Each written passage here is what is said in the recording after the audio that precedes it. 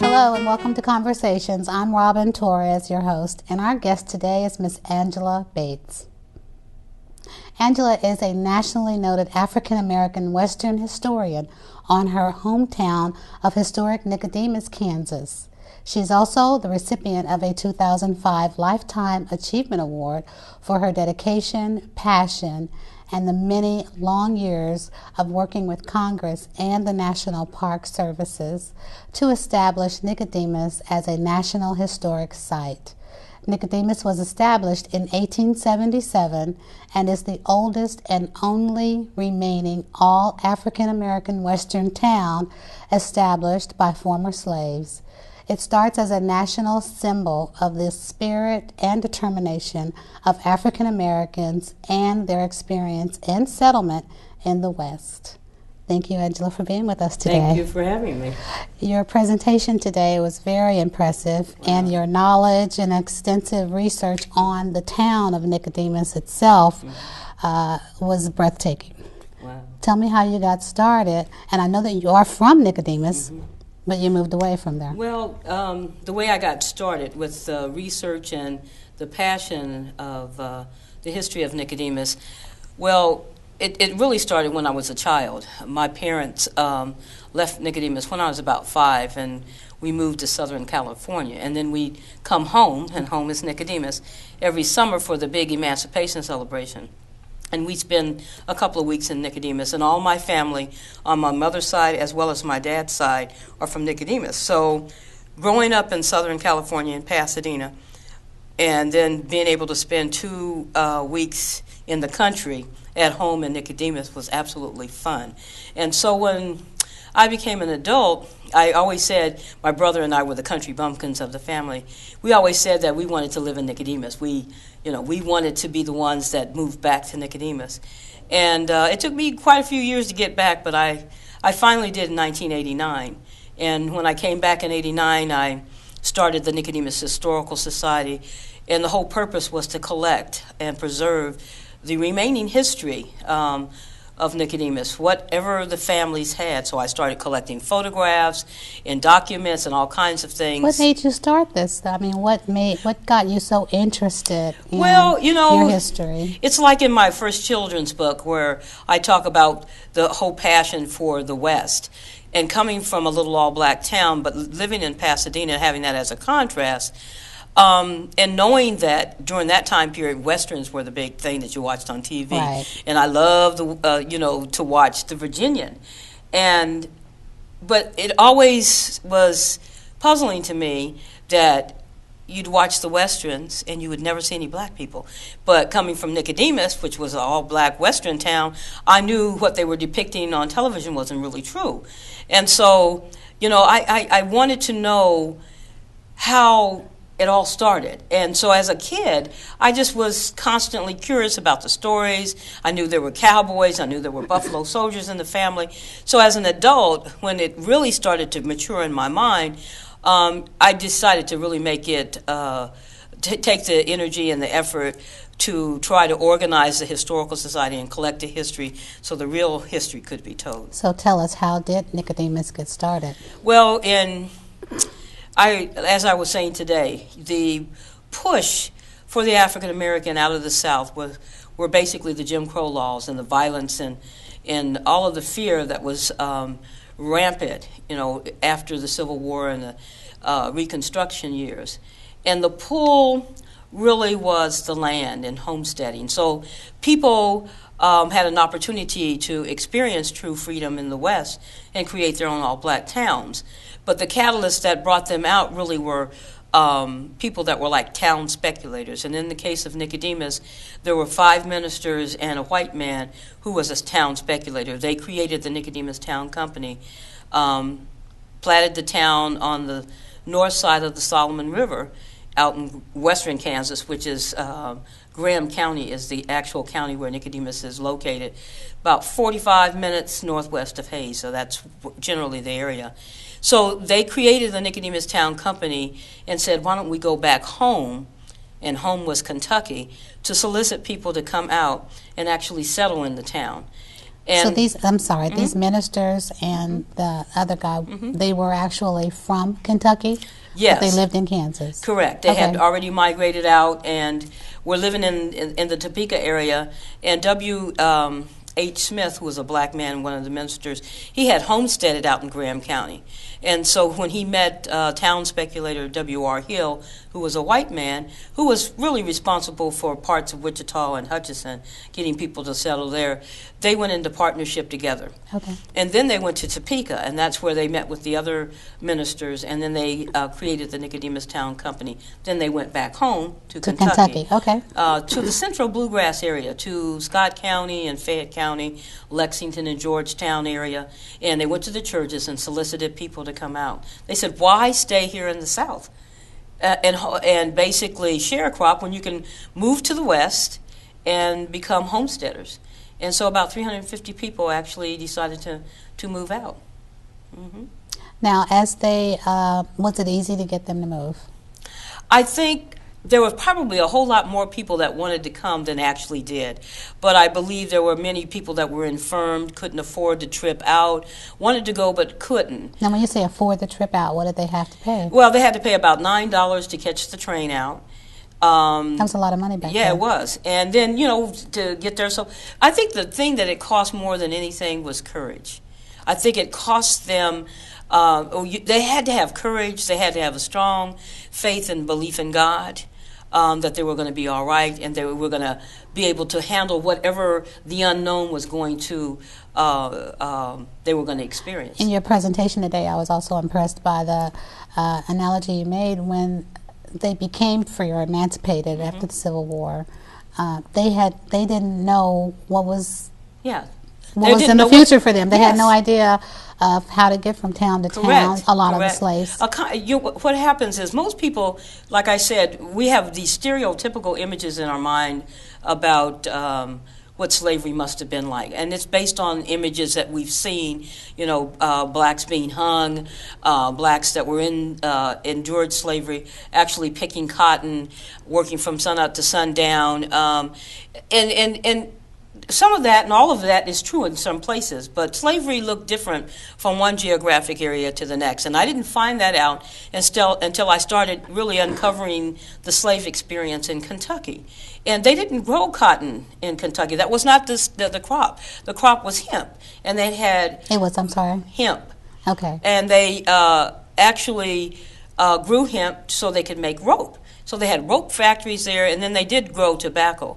But tobacco, again, did not become king, so to speak, of the crops until after the Civil War. So slavery in Kentucky was just a little bit different than it was in other places where they had large plantations and hundreds of slaves that had an overseer. And they didn't have plantations in Kentucky. In Kentucky, they didn't refer to them as plantations. Okay. Even though slavery did exist, most of the whites that did own, which was only about 5% of the white population during slavery in Kentucky that actually owned slaves, most of them just had small family units, maybe 15, 20 people at the extreme. That was pretty much the average. So slavery looked a little bit differently than it did, say, in places where they had large plantations and they had overseers and there were hundreds of slaves. Were there many freed slaves? In Kentucky? I don't know the actual ratio between the actual freedmen, but there were. I'm sure there were many that were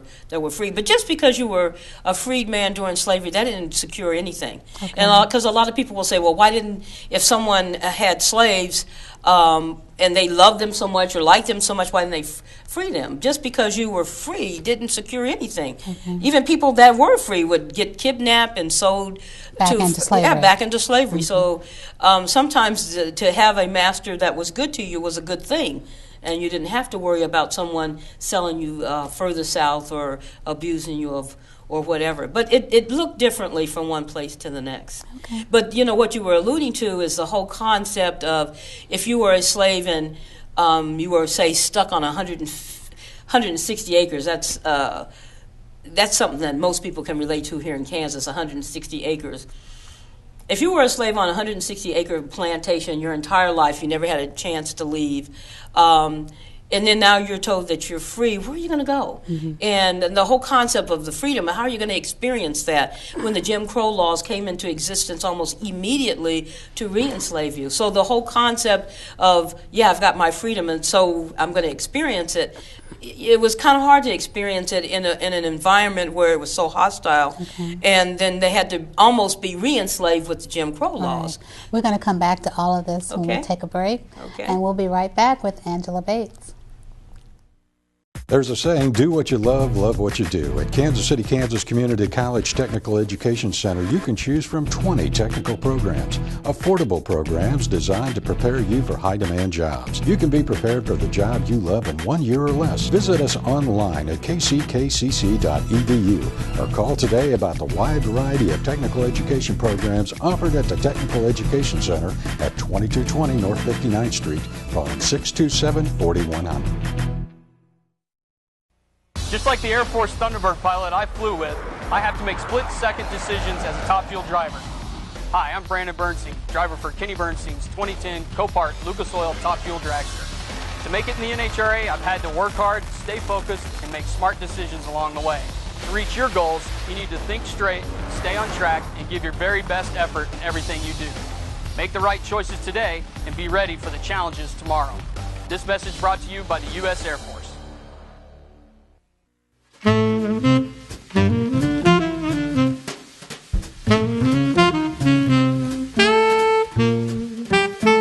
Hi, and welcome back to Conversations. I'm Robin Torres, and we are here with Miss Angela Bates on the Nicodemus story. So we finished up talking about the emancipation of the slaves and being free, and now they're having the opportunity to settle in another area. And you said about 350 people decided to go on the first trip. Yes. There were actually three? Okay. There was actually 3 settlements. 3 settlements, Three okay. actual migrations and trips to Nicodemus to actually settle. The first group did come from the central bluegrass area.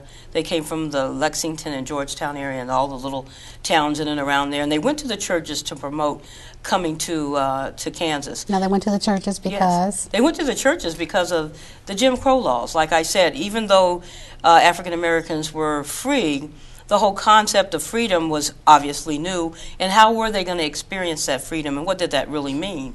And so the Jim Crow laws came into existence to really kind of control the African American. They wanted to restrict the movement and the gathering and all of that. So it was impossible for African Americans to gather together in large groups, to ride public transportation, to vote, to do all sorts of things. So those factors became the push, the real desire to get out of. But where were they going to go? And the whole concept of leaving and going somewhere, where were they going to go? They didn't know where to go. And so when here in the West, with the Homesteading Act, opening the land up for people to come out and become homesteaders, that became really the draw. The land became the draw. And the catalyst to bring the people out really were the town speculators, people that really wanted to establish towns and get people to come out. For those who don't know, what is the homesteading? Well, you could actually...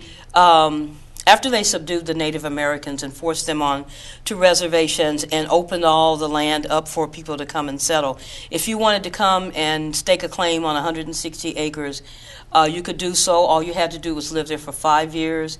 And once you lived there for 5 years and you improved the land with, a home and gardening and what have you, then the government would give you a land patent, which really was the first deed to the land. Okay. And, for 25 cents an acre, or really pretty much covered the filing fees, you could get homestead land. And 160 acres is a lot of land. Even today it is. It is. And when you think about being a former slave and staying in the area and having to sharecrop and really never, ever really thinking about the possibility of ever really owning land, 160 acres is a major, major draw. Okay. And so the draw was the land, and also to settle in an all-black town called Nicodemus so they could govern themselves. So that became very appealing to about 350 people. And like I said, there were probably many more that were interested, but I think it was the ones that could afford to go, that had the vision and the strength and the courage to go. Those were the ones that actually went. How and did Kansas welcome them in? Well, you know, the governor at the time, who was John St. John, he basically said, you know, we have promoted Kansas as the promised lands, and so it's our responsibility to welcome them in. And because Kansas came in as a free state anyway, Kansas has always been a place that welcomed the African Americans. And so the governor said, we've promoted this place as the promised land, we have to accept people in. And so when the big exodus started in 1879 with about 40,000 African Americans coming into the state over a 2-year time period, what you have is an influx of all of these people, and where are they going to go? Black towns were beginning to pop up, and so they were encouraged to go to places like Nicodemus. And Pap Singleton, who considered himself the father of the Exodus, he started a settlement down in Cherokee County, and there was Dunlap, which was out in the central part of the state. And so black towns were beginning to pop up. But there was such a large influx that most of the people ended up staying right there in the areas where they had tent towns, like in Redmond Town or Tennessee Town in Topeka. That used to be a part of the tent towns that they had, where a lot of the African Americans stayed when they first got into the state. Tell us about the conditions that the first group endured when they finally settled into Nicodemus. Well, if you've ever been to Kentucky, well, it's almost like this area. You know, there's a lot of trees and there's a lot of hills and all.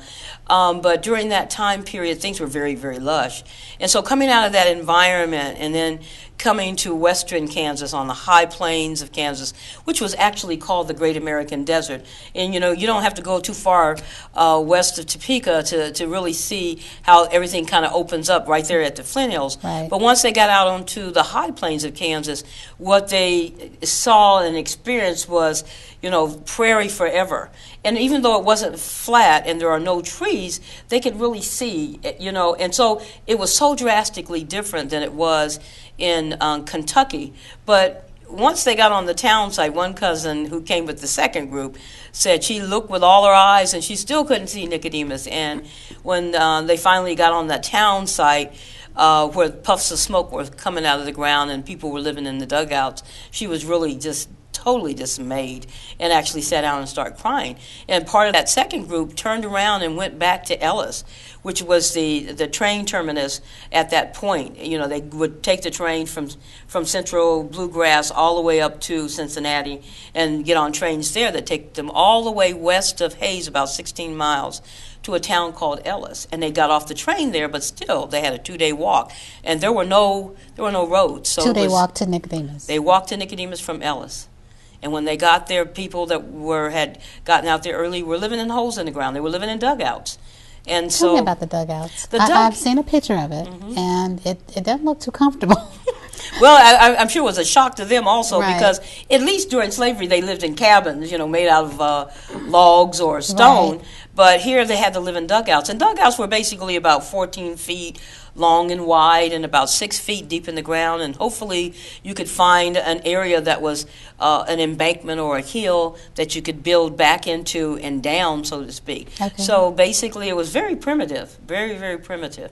And so it was very, very hard for those people the first years that they had to literally dig in and create a place that they could call home. But they did. They did. There was eventually a third group that came to Nicodemus. There was about 3 groups that actually came and settled. The last group actually came in prairie schooners, big wagons, Conestoga wagons, from Leavenworth. But what's ironic is that group of people were actually former slaves in Georgetown, Kentucky also. Okay. So they had been in Missouri right before emancipation, and then after emancipation they came over to the Leavenworth area. But then they heard about Nicodemus, and so they decided to move out to Nicodemus. So that last group of people that came were still genealogically and geographically connected to the people that came out in the first two groups. Okay. We're going to take another break, and when we come back, we're going to talk about the Nicodemus that you remember as a child. And the celebration. And the celebrations, yes. And we'll be right back with Angela Bates in just a moment. Alzheimer's disease, if left unchecked, will strike millions, including baby boomers, their children, and grandchildren in the coming years.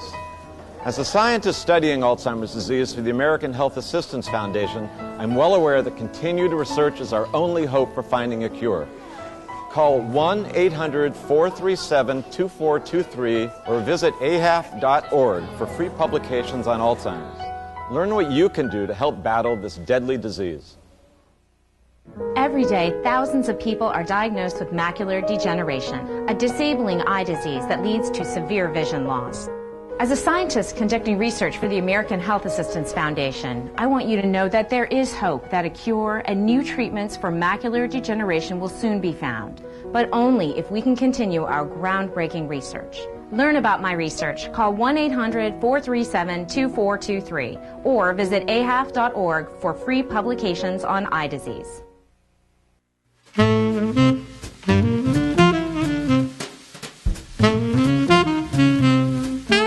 Hi, and welcome back to Conversations. We are here with Angela Bates.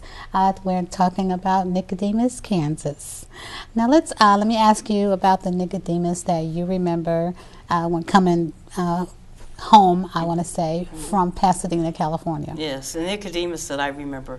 It was a place where everybody was kin. I was kin to everybody. And both my mom and dad are from Nicodemus, so it was great to come to Nicodemus during the summer for the celebration, as well as just spending a couple of weeks there riding horses and,